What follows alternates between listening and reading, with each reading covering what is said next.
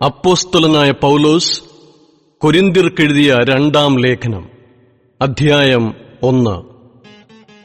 ദൈവേഷ്ടത്താൽ ക്രിസ്തുയേശുവിന്റെ അപ്പോസ്തലനായ പൗലോസും സഹോദരനായ തിമോഥെയോസും കൊരിന്തിലെ ദൈവസഭയ്ക്കും അഖായയിൽ എല്ലായിടത്തുമുള്ള സകല വിശുദ്ധന്മാർക്കും കൂടെ എഴുതുന്നത്, നമ്മുടെ പിതാവായ ദൈവത്തെങ്കിൽ നിന്നും കർത്താവായ യേശുക്രിസ്തുവിങ്കിൽ നിന്നും നിങ്ങൾക്ക് കൃപയും സമാധാനവും ഉണ്ടാകട്ടെ.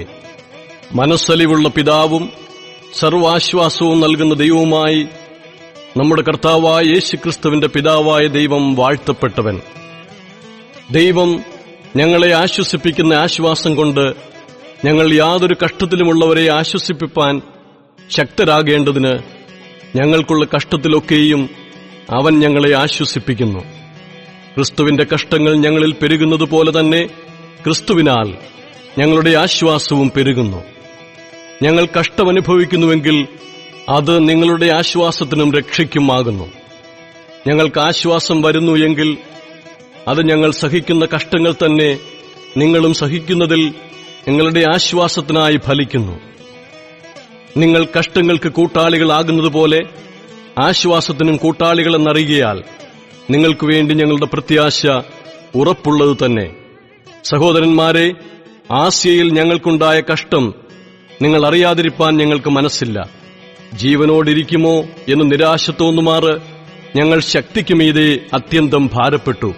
അതെ, ഞങ്ങളിലല്ല, മരിച്ചവരെ ഉയർപ്പിക്കുന്ന ദൈവത്തിൽ തന്നെ ആശ്രയിപ്പാൻ തക്കവണ്ണം ഞങ്ങൾ മരിക്കും എന്നുള്ളിൽ നിർണയിക്കേണ്ടി വന്നു. ഇത്ര ഭയങ്കര മരണത്തിൽ നിന്ന് ദൈവം ഞങ്ങളെ വിടുവിക്കുകയും ചെയ്യും. അവൻ മേലാലും വിടുവിക്കും എന്ന് ഞങ്ങൾ അവനിൽ ആശവച്ചുമിരിക്കുന്നു. അതിന് നിങ്ങളും ഞങ്ങൾക്ക് വേണ്ടിയുള്ള പ്രാർത്ഥനയാൽ തുണയ്ക്കുന്നുണ്ടല്ലോ. അങ്ങനെ പലർ മുഖാന്തരം ഞങ്ങൾക്ക് കിട്ടിയ കൃപയ്ക്ക് വേണ്ടി പലരാലും ഞങ്ങൾ നിമിത്തം സ്തോത്രമുണ്ടാകുവാൻ ഇടവരും.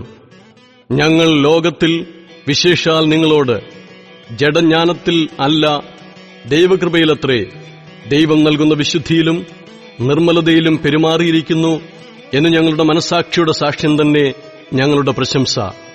നിങ്ങൾ വായിക്കുന്നതും ഗ്രഹിക്കുന്നതുമല്ലാതെ മറ്റൊന്നും ഞങ്ങൾ നിങ്ങൾക്ക് എഴുതുന്നില്ല. നമ്മുടെ കർത്താവായ യേശുവിന്റെ നാളിൽ നിങ്ങൾ ഞങ്ങൾക്കെന്ന പോലെ ഞങ്ങൾ നിങ്ങൾക്കും പ്രശംസയാകുന്നു എന്ന് നിങ്ങൾ ഞങ്ങളെ ഏറെക്കുറെ ഗ്രഹിച്ചതുപോലെ അവസാനത്തോളം ഗ്രഹിക്കും എന്ന് ഞാൻ ആശിക്കുന്നു.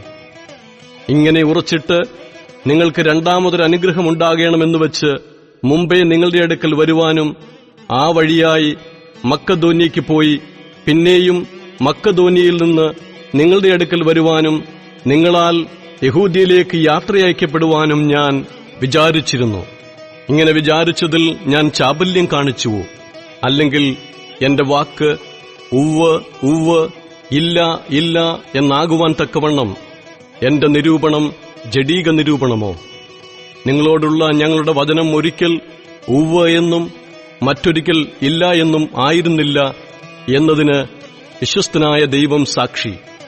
ഞാനും സിൽവാനോസും തിമോഥെയോസും നിങ്ങളുടെ ഇടയിൽ പ്രസംഗിച്ച ദൈവപുത്രനായ യേശുക്രിസ്തു ഒരിക്കൽ ഉവ്വ് എന്നും മറ്റൊരിക്കൽ ഇല്ല എന്നും ആയിരുന്നില്ല.